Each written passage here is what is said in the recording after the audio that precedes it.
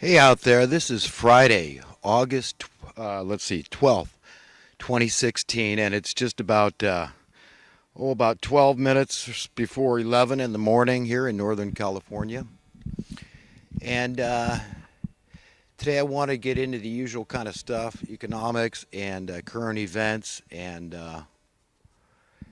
I also wanted to backtrack a little bit to last week and clarify a point I was trying to make.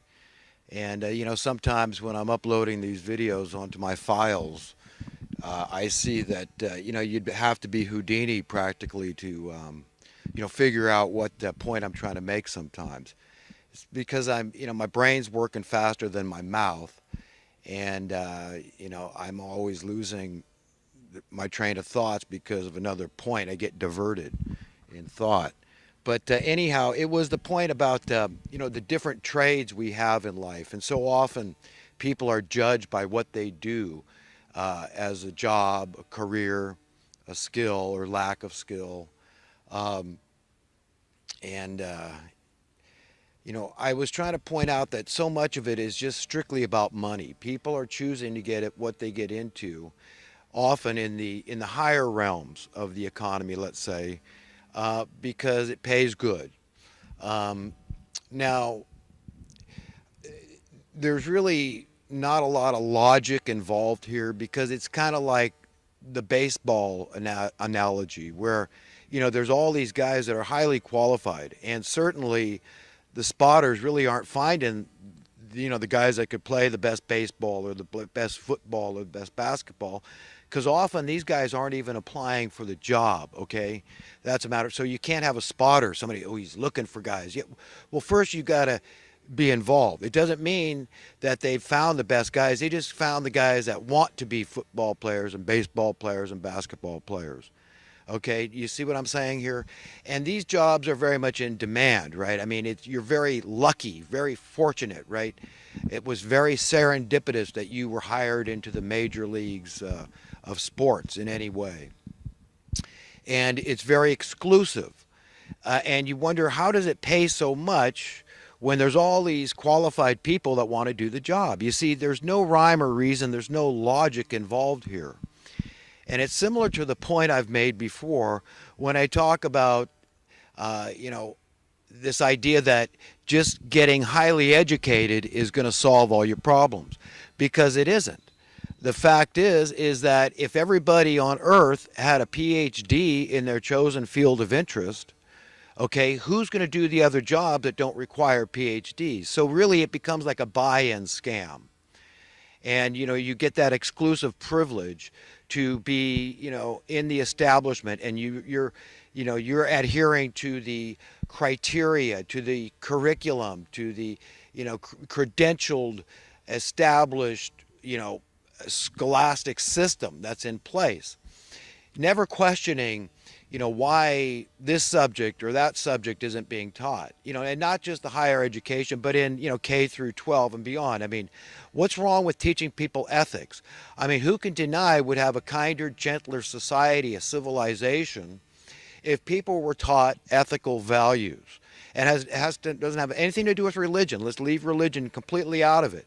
But morality and ethics go hand in hand. So just because religion involves itself in morality and ethics and all this sort of thing, that's no reason to exclude these subjects from being taught K through 12 and beyond. So people grow up to be decent, caring human beings that aren't just out for themselves. But that's how we're being trained to be. We're trained to be social Darwinian, from cradle to grave. Really, if the rulers get their way, that's how it will be. We'll be complete automatons under their control, and they'll just keep around as many of us as they want to, and they'll say the rest are just damaging the planet. They're a scourge. We don't need them anymore. We've got all this vast technology, this very refined, industrialized state of civilization, and we just don't need a lot of useless feeders out there. So it doesn't matter if you're educated or not, you're not really going to be welcome in the New World Order cabal's idea of what would you call it? This is paradise to them. paradigms, the utopia, right? So this is utopia, but it's only for those select few, those exclusively righted, privileged individuals at the very top that are creating the policies we have to live under. And these people are monsters. So it's no, it's no mystery how so many of us turn out to really question our reality, our paradigm, like myself. And I say, this is really difficult. Okay, it's hard to be human. It's really like a paradox, and we've got to understand what's going on. That fundamentally, even if we didn't have all these evil people running our lives through the monetary system, this is how they control us. Remember, it's all about having the purse strings. They would lose all relevance, all control, all power if they weren't controlling the purse strings of humanity. And this is where we've got to get them. This is the jugular, okay, that we have to get these people in. We have to understand we will never be free while these people are in charge, because these are money lovers. And as long as this concept of money prevails and they have access to it freely, they can freely oppress us through cost of living, raising our cost of living and destroying our currency. So it's just like running in the sand, loose sand, and they keep on dumping more and more and more and more until you keep going backwards more and more and more. So we've all got to understand, we've got to care about each other. Just because you're doing good, you feel that sense of financial security and financial freedom. Remember, you cannot be happy because you have a conscience. And it's an immutable law of the universe. It's a failsafe that was installed in you. And you can fight and kick and scream about it, but it's not going to help.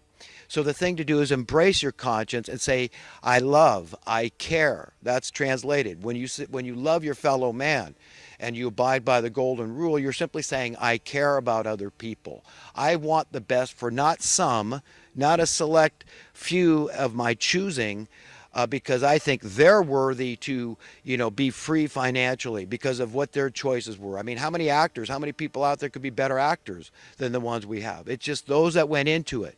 Why they went to it, we don't know. Why somebody goes into being a doctor. We like to think it's all for altruistic reasons, right? They care about people. But of course, we all know these jobs typically pay very well, or why somebody becomes an attorney. We want to think they're of the best, that it's just Perry Mason, and society needs these really good attorneys out there, right? So we give everybody a break. The same with politics. But we see all these people coming out of politics fabulously wealthy, and I would cite the Clintons, for example, and the Bushes, just for two examples, but there's plenty of them out there. So, we all have to understand that none of this really has rhyme and reason. I mean, if we were really going to exalt those that deserved exalting the most, wouldn't it be those doing the menial tasks? I mean, after all, they've got no recognition. They've got no status. Okay, they're nobody. They're just working at a grocery store, working on the roads, working in a factory, working in a fast food chain, whatever. There's just, millions upon millions of menial tasks, but they're critical tasks, imperative to the welfare of society. So the point I'm trying to make is just point out the madness. That's what I'm trying to do here. I'm trying to point out the madness. How there is no logic. It's not a logic-based reality. It's an illogically based unreality that's been shoved down our throats, foisted on us from birth.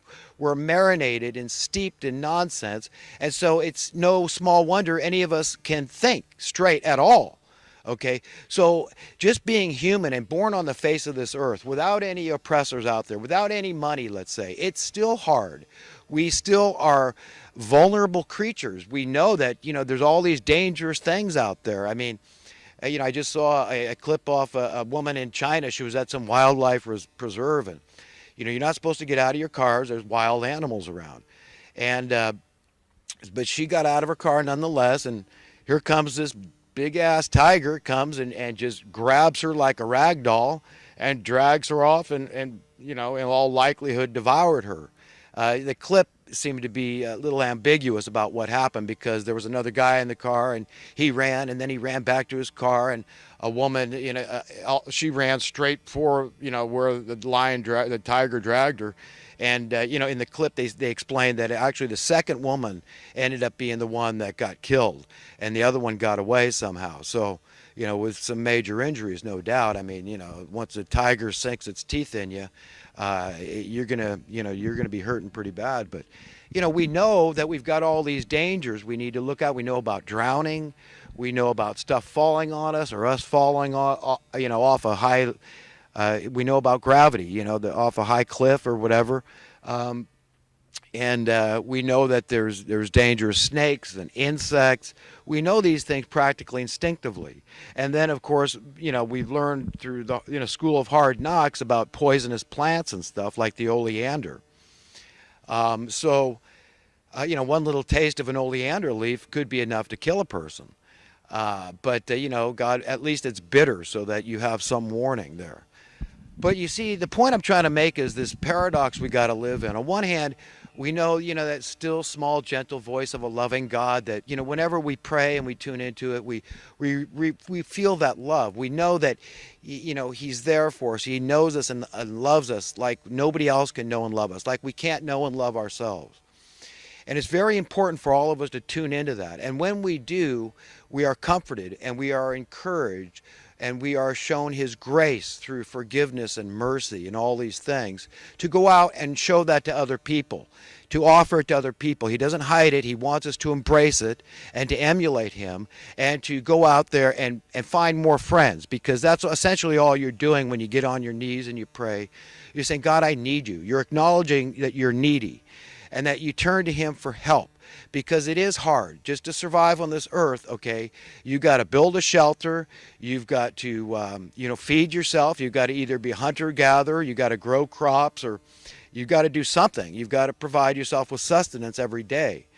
You need clean, drinkable, potable water, and that's about it. You need to stay warm, you need to stay cool, and you need to stay refreshed, and that's survival.